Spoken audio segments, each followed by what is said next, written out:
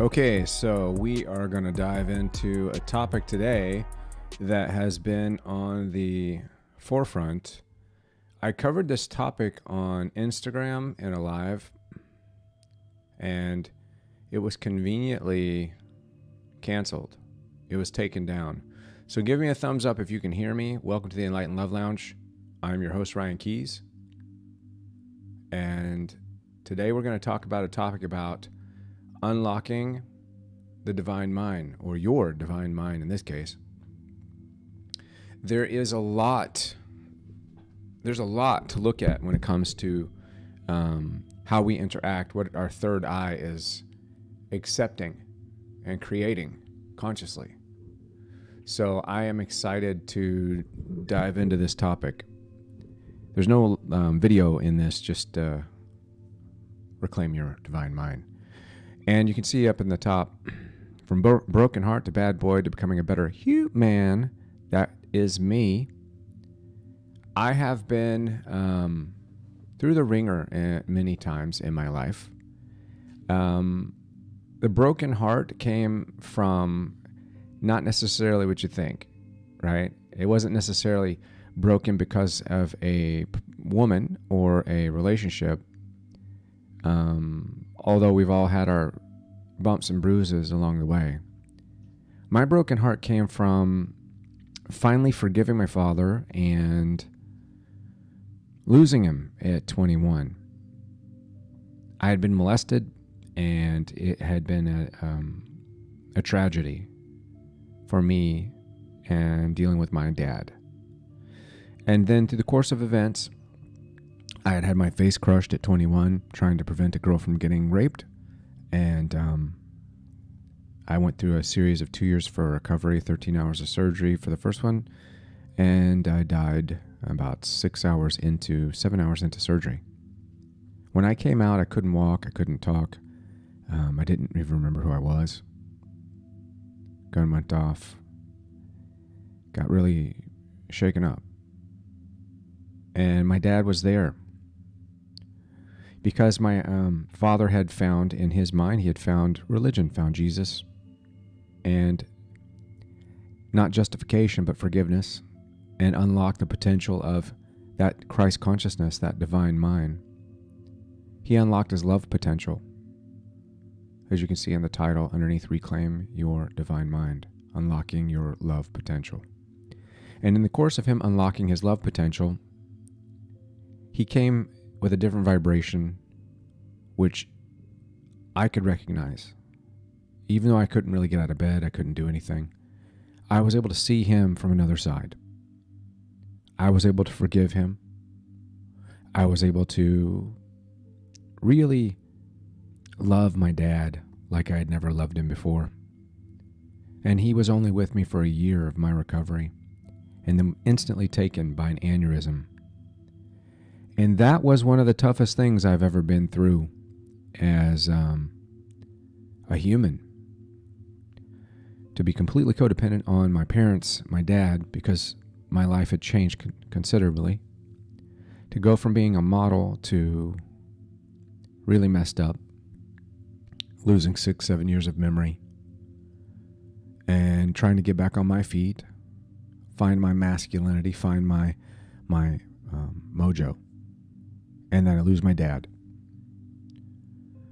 And this is me getting back to basics, right? So, reclaiming your divine mind, it's a process. And what I'm saying right now about how I started this journey, how I went from broken heart to bad boy, basically breaking hearts, re-breaking my heart, breaking powerful bonds, friendships, and other things. I was out of control with my body, my mind, my soul. But it was all on the way to becoming a better human, a better man. And when I get back to basics, when I get real, I understand that reality showed itself to me over the course of my life. And now some might classify me as I'm a Sigma male, empathic Sigma male. little bit of a lone wolf, right? I have a definite sense of wholeness, stable lifestyle for the most part. I have a openness to vulnerability. I have a resilience in the face of fear. I do my best to keep that jade color from being a major part of my journey. I do a lot of emotional spring cleaning. I exercise toxicity. I purge resentments. I consistently revise my inner monologue. And I'm constantly enhancing my self-image, pulling all those little frayed threads back together so that I can create a singular ideal, a singular space, not for success, but for abundance. And that is what we're talking about today. Because this divine mind is really you tapping into the Christ consciousness. You really allowing the message of many masters to have one voice, one source, so that you can begin to see yourself not as a singularity, but in every single thing. And like I said in the Instagram live yesterday, which you can follow me underneath the picture at Ryan Keys to Love, I don't like to talk about love. I'll tell you that. I'm good at it. I'm good at helping people make it through their life, fix their marriage, find the one. I'm excellent at helping people matchmake, etc. But for me, love is an uncomfortable topic, and this is why I'm tackling it. This is why I've been in it for about 7 years. This is why I wrote a book, Putting the Soul Back in Soulmates, because for me, at 21, I locked into a story of self-sabotage and separation and isolation. And this is really how I went from being the lone wolf, losing at every turn, to a leader. And I'm not saying that I lead anyone else other than myself, but that in its course is freaking phenomenal when you can lead yourself. And I've been learning along the way that my imagination was hijacked. And in order to claim my divine mind, we got to get back to basics. We got to begin with the simple things. We need to call into ourselves and ask, how was my imagination hijacked? How was my third eye thrown into this storm? And who would hijack your imagination? I mean, let's look at that. Who would hijack your imagination? I mean, what would be the benefit of somebody hijacking your imagination? A hijacked third eye, a hijacked imagination is done because you're being forced and pushed into survival mode. At every single turn, every single click, every single swipe, every single piece of news, every post, you're being put into a silent state of survival, and it's pulling your imagination in to create these alternate realities and outcomes, much like the October 4th surprise. Surprise, there doesn't have to be anything that happens on October 4th. If you have followed it and found it to be resonating with you and it doesn't happen, now step back and take a big picture and say, wait, that didn't happen, but it did. Because your heart, your body, your mind was there, was in that fear envelope. So mission accomplished from the social conditioning sector. If I just planted a seed and you watered it without even knowing, wow, I just harvested a whole lot of fear, a whole lot of stress, a whole lot of anxiety. And when you're operating in survival, you cannot create, you cannot generate that connection to source the way you could if you were operating in your divine mind.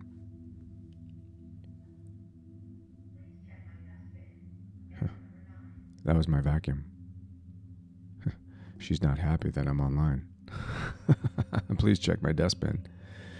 So the premise of hijacking your imagination, if you follow me for a second, our imaginations, or our imagination faculty system, gets co-opted through conditioning, through social construct, from zero to now, through media, through narratives, through posts, and definitely through the algorithm. There's people that are popular not because their message is genuine or truthful. There's people that are popular because if their message is allowed to flourish with just a hint of truth, but a lot of bullshit, and you can't tell the difference, I've got you. This is why discernment is essential in every part of your day. And this hijacked imagination keeps you locked in a perpetual survival mode. And in truth, it detaches you from authentic living. It detaches you from authentically giving. It detaches you from abundance. It detaches you from truth. It actually subjugates you like a slave so that you can only see the next train stop, right? The next car, the next person, the next vacation, the next dinner, the next club, the next Burning Man, whatever it is. And this is difficult. This is not for the faint of heart. This is not a game, This is real stuff. And I came across a quote today that was very, very interesting. I'm going to read it to you. Experience life without posting about everything that happens. Meet new people without considering it networking. Be creative without creating content. Master a skill that's not all about being useful. But totally enjoyable. Stop playing life like it's a game to be won, and stop making every decision based on some stupid equation or algorithm. Stop treating everything and everyone as a metric to be monetized. Just do shit to do shit. Just do shit to do shit. Because new stuff is good stuff. And cool stuff is fun stuff. And real stuff is the stuff. I improvised the stuff because I didn't want to continue to say the S word because it's not important. So this hijacked imagination has happened to all of us. And we don't know. It happens through movies. It happens through songs. Have you ever listened to a song that it literally takes you on a time travel trip back to whatever it is when you heard it first? Like if I listen to Time After Time, or if I listen to Nothing Compares to You, I'm like, oh shit, I'm back to high school. I'm back to holy smokes. I broke my hand because it got mad, like got in a fight, and it was like trying to protect my girl. What the heck? So it's a time traveling device. So the song didn't take me there. My imagination did. But the instigation of imagination through a prompt or through a catalyst experience is what controlled me. Now imagine if I could time travel like that, and it wasn't tied to the past or the future, but tied to the present. Or what if I could do that and connect it to straight source and love?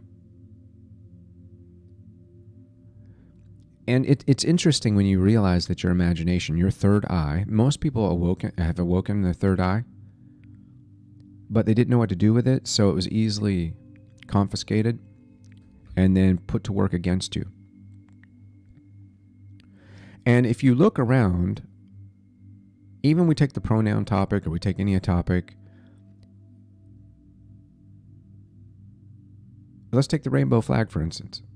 I have no position on it, but I will say, when you look at the numbers, only 6% of the entire nation of 330 million people is gay, or whatever that may be. Only 6%. But somehow it's out in front, it's up front, it's the squeaky wheel that's getting all the willpower, because it's hijacked your imagination, because they put it in every single thing to trigger your survival mechanism, your fight or flight. Now, if you can operate around this, if you can, like Yeshua said, be in the world but not of the world, if you can back up and get the big picture, if you can be like when Yeshua stepped out on the water, which metaphorically, water being emotion, as above, so below, he stepped out on the water, calmed the storm. Peter, which represents also the fisherman, which is Pisces, which is the emotion, which is the evolution of the Christ consciousness, says, hey, Lord, take me with you. Jesus said, come on out. He comes on out. He's excited. He's walking on water. His emotions are beneath his observation. He's not in fight, flight, or freeze. Then suddenly his memory starts kicking in. He starts remembering, wait, I'm on top of all this nonsense. I've got all this luggage, this baggage, this trauma. He slips back into the old story and starts to sink. Yeshua stretches out his hand and grabs him, pulls him up out of the water. In the world, not of the world. So, hijacked imagination, keeping you locked in perpetual survival mode without you even seeing it. Like if I can drag you to the movie theater, if I can entice you to watch The Walking Dead, if I can instill some non-kosher meat into your diet, or if I can make you feel like, oh wait, the oceans are rising or fires happening all over the United States. They're literally, the fires in Greece and the fires in Canada weren't caused by climate change. They've found 75 people, 95 people, and 75 people were arsonists doing the lighting fires.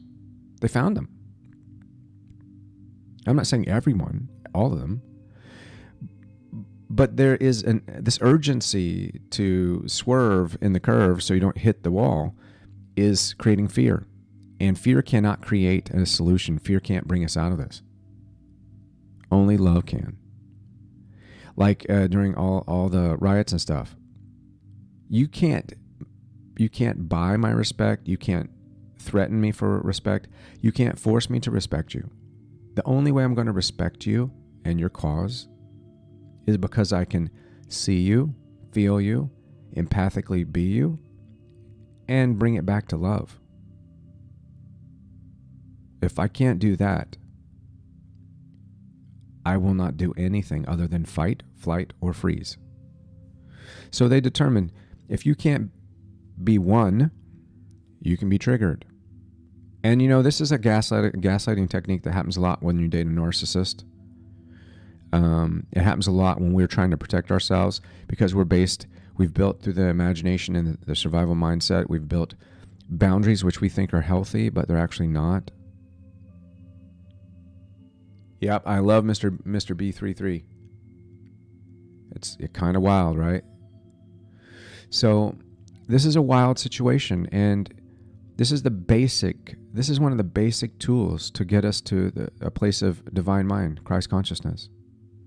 And the Enlightened Love Lounge is all about finding love and finding enlightenment, but finding love. Because learning to love is enlightenment. Learning to love your brother as you would yourself. Learning to see yourself and other people. Learning to live by a code of conduct that always comes back to love. This is Christ consciousness. So one of the big light switch, light bulb moments will be fantasy over reality, where we're immersed in these fabricated scenarios, like Maui, right? Like any election. Here's the funny thing. Maybe the last one was jimmied or jostled, but I would venture to say all of them were. You know? Look around the world. We live and we are immersed in fabricated scenarios. We are immersed in fabricated situations. We are lied to on a daily basis. And then we wonder why it's so hard for us to tap into our own truth and live our truth. because we're lied to about every single thing all the time.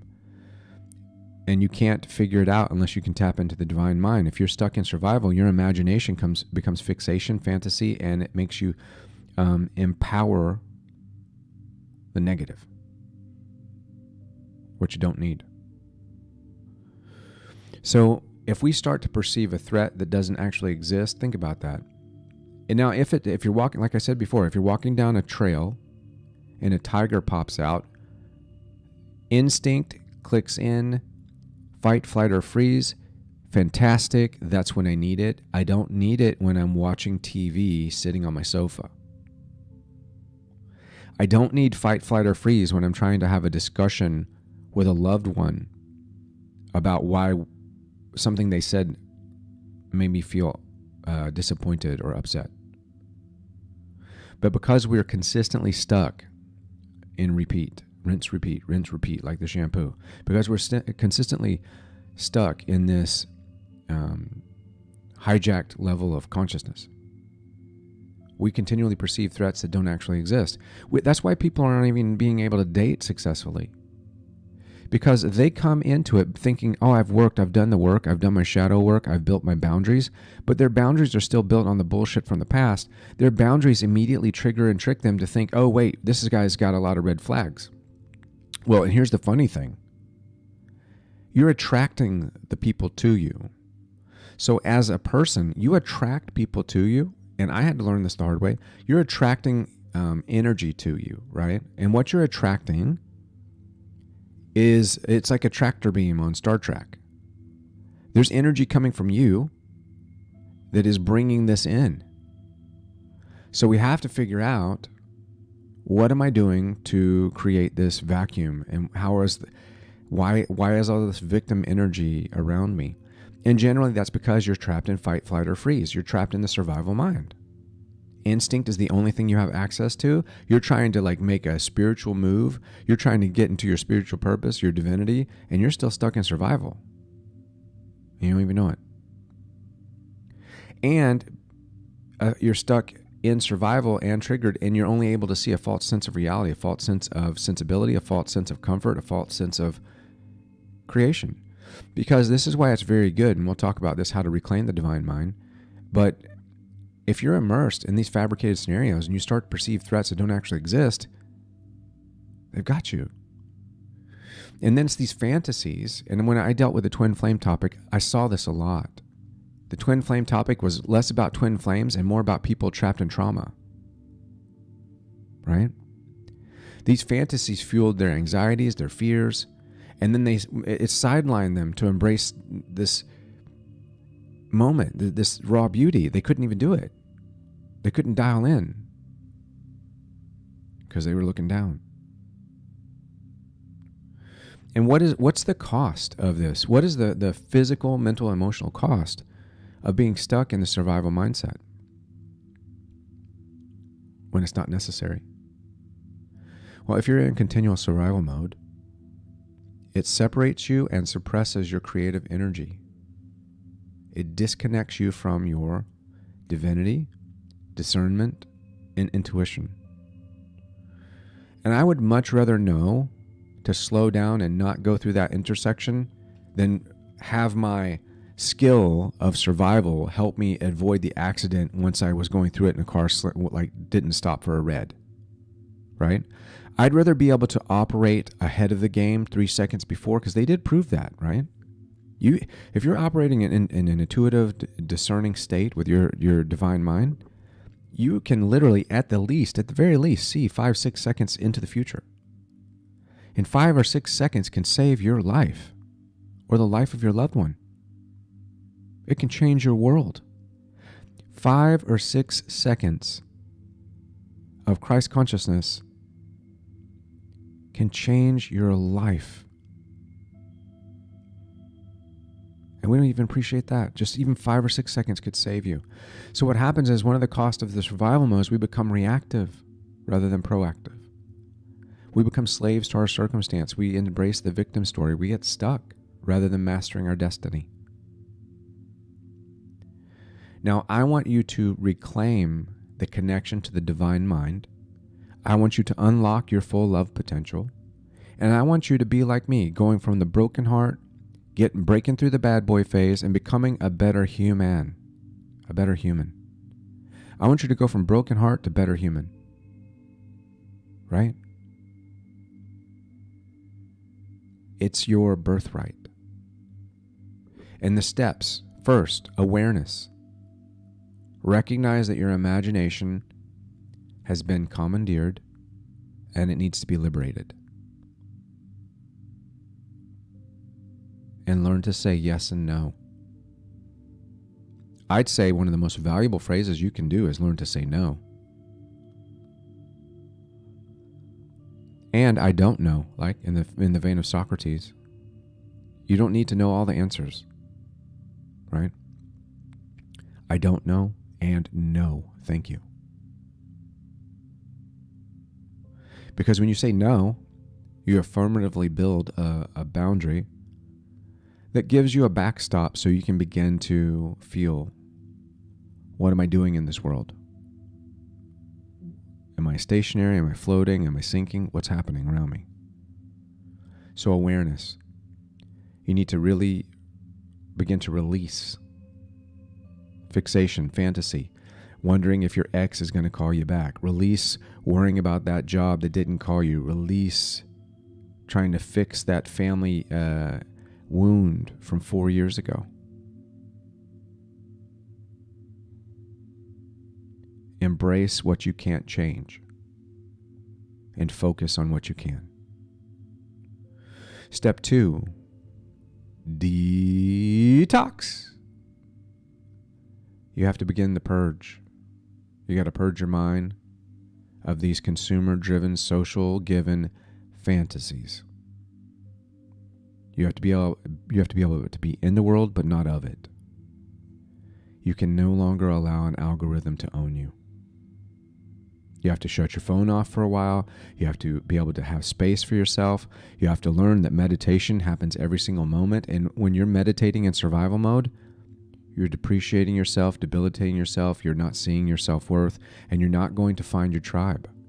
You're not going to be able to figure it out. You're not going to be able to solve the problem with your special someone. You're going to get in a fight or flight or freeze because you don't have any other choice, because you're not operated in divinity. You don't have connection to the Christ consciousness. And I don't know about you, but if I could have a direct phone line to, let's just, for lack of a better word, God, versus touch base, one text or two texts a week, wouldn't you rather be able to call God up every single minute and say, hey, what's going on? I need to ask you a question. I have this feeling. What is it about? Rather than just get a little simple text here and there, a little synchronicity. Oh, it's 11:11. I'd rather be able to be in constant, chronic conversation with creation. Right?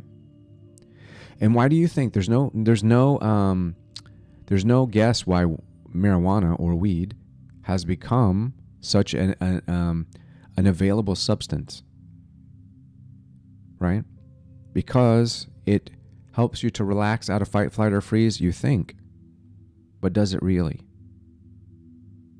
What depresses the system, if you were not operating already in survival mode, I think it would have a different effect on you. If you were in your divine mind and you were to do whatever that is, I think it would be a different feeling. 100%. 100% different feeling. And this is why when you think about CBD or whatever it is, the reason why the body heals on CBD, yeah, they can say scientifically, but I'm talking spiritually, is because it detaches the physical body from fight, flight, or freeze.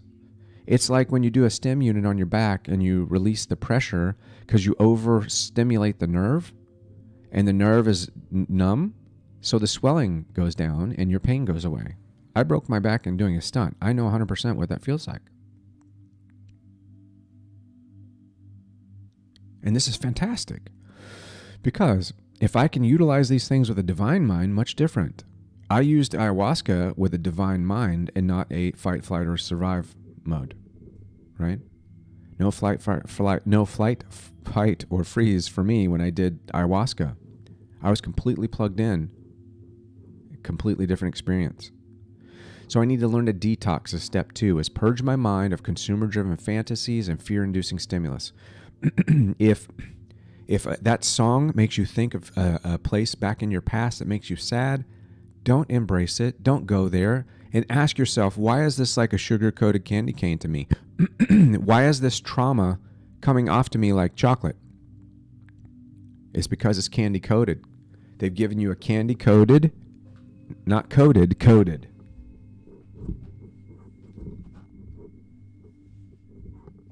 A candy-coated message. So when you feel lost, when you feel like you're having an instant, they jump on you. So you got to be really aware that. And I'm one that watched The Walking Dead. I like Sabrina the Teenage Witch. I like a lot of shows, right? I'm into the new show, The Foundation. But if I can't watch that in a state of observation, in the world, not of the world, I need to back away. And you can be able to tell the difference, right? If you're losing context, right? If you're losing control, if you're losing context when you're experiencing it, you need to back away and get some space. Detox can mean also person, place, or thing as well. It sucks, but you need to be able to be in this world, but not of it.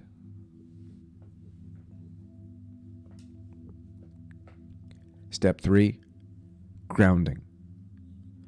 You need to reconnect your authentic desires, your divine mind, and it needs to be through meditation, mindfulness, and spiritual awareness.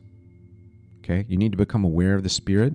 You need to become aware of where the Spirit lives and how the Spirit gives. You need to become aware of the control grid. You got to become aware of what's compromising your imagination, your third eye. And you need to ground. You got to reconnect with your authentic self. You're an infinite, indestructible being, right? Got to connect with that. And this is also going to help guide you out of the reincarnation wheel. And we'll get to that later on in other shows. Because we're breaking this down. We're beginning. This is the Enlightened Love Lounge and podcast, and we're making this a place mark for beauty and for a revival of self, a rebirth, right? Where we're going to break things down logically. And if you want help, if you want to do this, I'm going to be your intercessor. I will step in and help you as much as possible. I've got 20 years of experience helping thousands of people. And if I can help you, I will. But I'm going to charge you because I'm keeping in my divine mind. And my self-worth says that that's equal. That's an equal value. I'm not going to get stuck in fight, flight, or freeze. I'm not going to get stuck in this survival mode, right? I'm going to be outside of the survival mode. And I know that if somebody needs me, they will recognize my value, just as you would, and they will exchange with me an equal measure, because that's the way that they get out of this survival instinct. And then step 4, divine alignment. Cultivating a mindset that embraces true abundance, true love, and true purpose. And when I say true, abundance, you have to break out of that. Abundance is something that you bring to the table. Abundance is the table. Abundance is not a BMW. You've got to break this social construct that has hijacked your imagination. As beautiful as a BMW is, I've had them, right? I was a heartbreaker. I was a bad boy. I had those BMWs, right? Every bad boy does. But I'll tell you, I had to cultivate and I had to learn that that car, that lifestyle isn't abundance, isn't love, and isn't purpose. I have to find the authentic version of that and embrace it. I have to bring all of those elements back to spirit and see how they settle up. And this is if I want to embrace Christ consciousness. This is how I need to do it. And what's the outcome of doing this? Number 1, I do have a amazing product I normally charge for, but I'm going to give to, I've already given it to several people. It's called Return to Love. It's a pseudo mirror work meditation program. It's 10 days, self-guided, for free. Email me at info@ryankeys.com and I will send it to you. And I'd love to hear how it goes. And if you've got what it takes to go through all 10 days, fantastic. If you'd prefer for me to help you, I'm going to charge you. No offense. But if you're on the fence, find somebody else. I'm here to work with people that are ready to work, because there's not enough time left to tap dance and to walk on eggshells. The world is changing rapidly, and we need to be in our Christ consciousness so that we can offer up a solution and a service that's outside of the survival mindset that's being triggered so heavily in the collective right now. So if you go through this process, you're going to begin to initiate a rebirth. You're going to begin to unlock your love potential. You're going to transcend this survival mode within the month and realize that it's not just a mental switch of like, let me turn this on and off. It's actually a spiritual awakening, right? And once you can reclaim your imagination, you're no longer surviving, you're thriving. You're manifesting a life of joy, connection, and meaningful endeavors. And when you are operating in a divine mind, I swear, your tribe will find you, your vibe will find you, love will find you, because it can't see anywhere else but where you're sitting. Right now, if you're below the surface, like Peter when he was slipping away, we can only see his head. So he's sinking, right? And then it's up to his waist, up to his chest, up to his shoulders. He's almost under the water. Baba, you're not digging to China on the sofa, please. That's a rental. Everybody say a prayer for my French bulldog. And this is another part of it. Bodhi, settle down. He has a situation on his hip. There's a mass.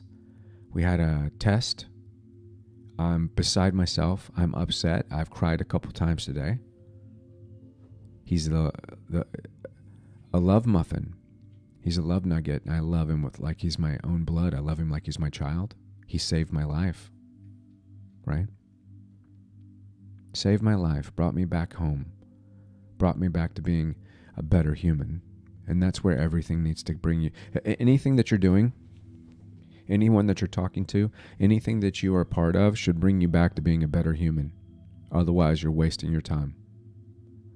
But with Bodhi and this little mass, cyst, whatever it is, on his hip, we got the biopsy, we did the blood test, and I'm not crossing my fingers.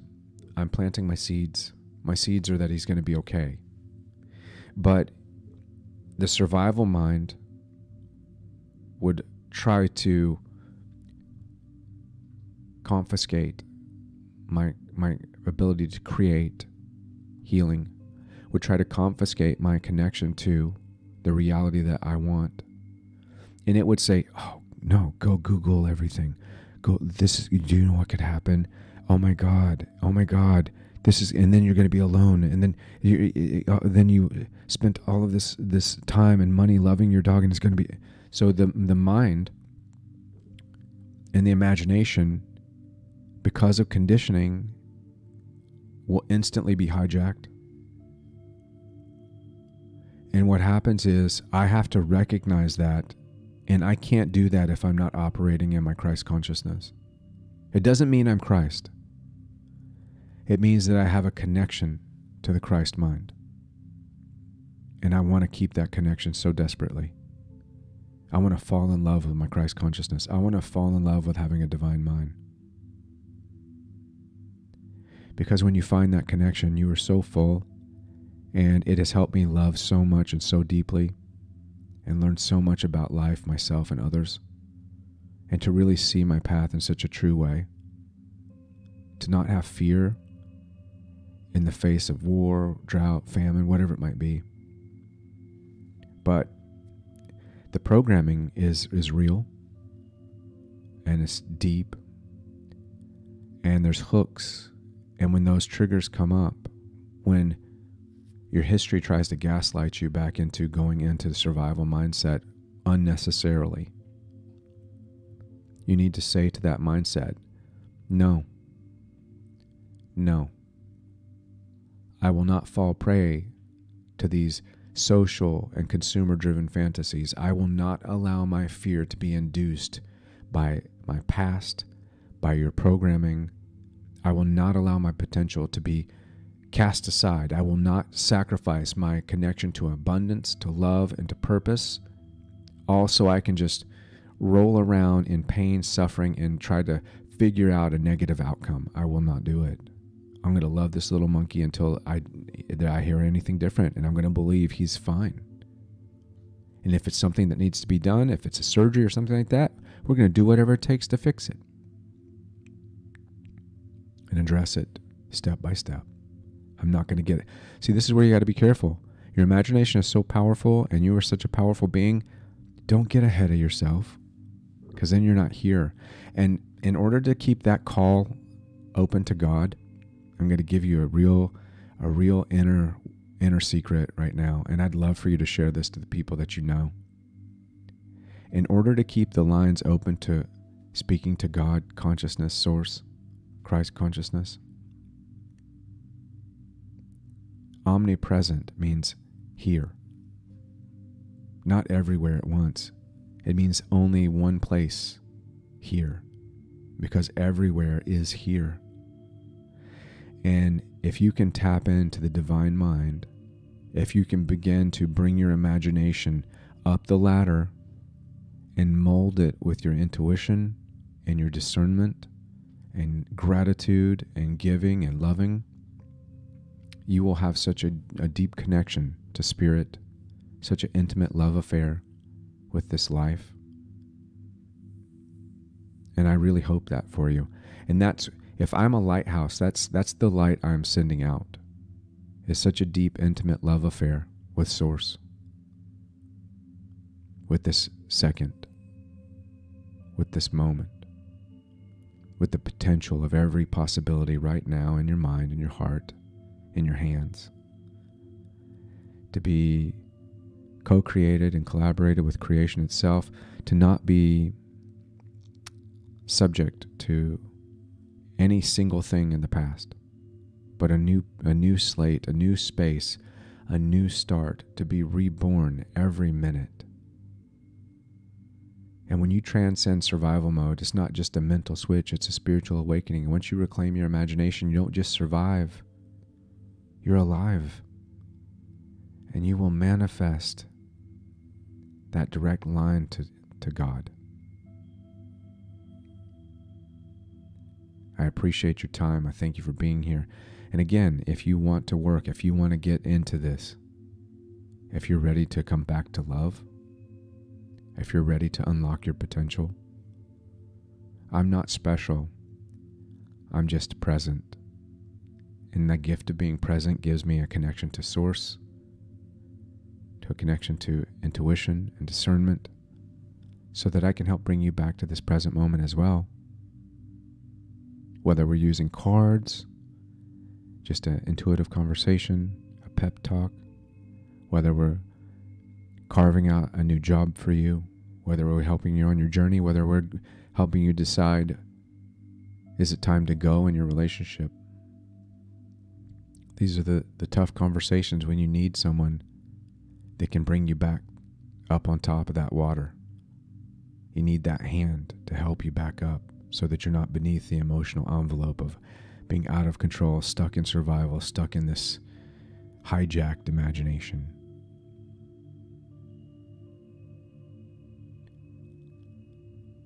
So please share this, and I will see you all very soon. I'll be back next Wednesday for another episode of the Enlightened Love Lounge. We'll be doing also a live this Saturday on Patreon, and still funneling it to the community till the community moves only to Patreon. But I would love to have you all there, and you can come on over to Patreon, sign up for a cup of coffee. We can start calling it like it is. Have a beautiful, wonderful day, And in the very least, start to detox this consumer cannibalism. Start to detox anything that causes you to be afraid, because it's not for real. The threat of nuclear war, the threat of famine, the threat of global warming, even if it is real, there's not a need for you to be scared or triggered. We just went through one of the greatest catastrophes engineered by man in 2020. And your belief, whatever it is, I'm sure that you are allowing yourself to be co-opted by fear. I did, and I've been doing this work for so long, and I fell prey to it. So don't fault yourself. This isn't a finger pointing at you. This is a hand on your back saying, hey, I feel you. Let's get to it. Let's go forward. So I'm Ryan Keys. And like I said, from broken heart to bad boy to becoming a better human. I'll see you on the Enlightened Love Lounge, and then I'll see you on the other side. Peace, light, and love. Have a beautiful, wonderful afternoon.